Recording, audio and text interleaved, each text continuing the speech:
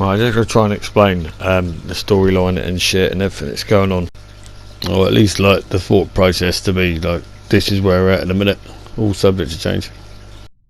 Basically, these knights up against the Wulin and the samurai, and they call in the Vikings with a plan to try and disrupt the shit, to pull the samurai off, divide and conquer, all that bollocks. So what we're going to do, we're going to start off with a PK come into the Vikings, explain the plan. As it's showing there, X marks the spot. PK is going to walk up through the middle. Obviously she's going to be flanked by all her fucking goons. So at this point, basically the PK is coming to give them the message to do what they got to do. Probably won't explain it in context here, we'll just play the next video. The next part is going to be obviously the Vikings attacking the Musha village.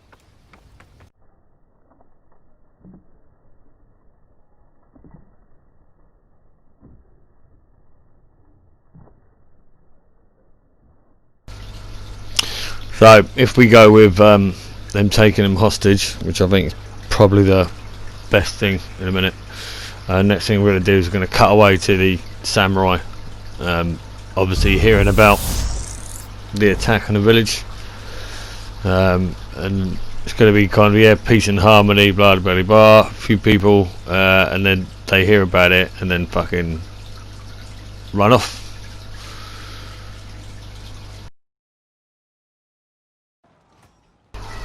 The next scene is going to be going back to the castle where the knights are fighting. Ignore this back, it won't be a back, it'll be knights. So the knights will be fighting essentially the Wulin here. The knights are trying to stop the samurai in the fight. So there'll be a knight here with more knight homies. A Viking will come in and tell him that the plan has worked. She'll look over, nod at the PK, and then the PK will run off, run back and tell command that it's been a success.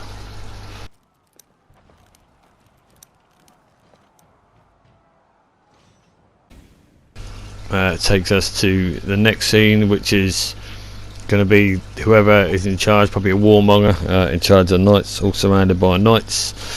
PK is going to come in and tell them that it's all worked, and then the leader is going to turn and speak to the PK, and that is going to seed Nabuxia's story.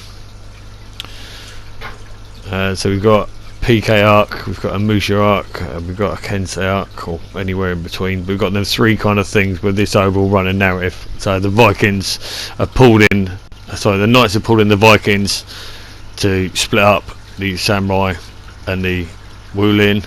The samurai are chasing down the fucking Vikings. So we've got any scope to play within there. And then we cut back to the Musha who's been captured, and he's obviously in a fighting pit there for their entertainment. He's their slave. This whole part of the Musha is basically where he's going to be so consumed with revenge to get back the shaman that he's going to lose all his honour and go to the glowy eyes demon shit.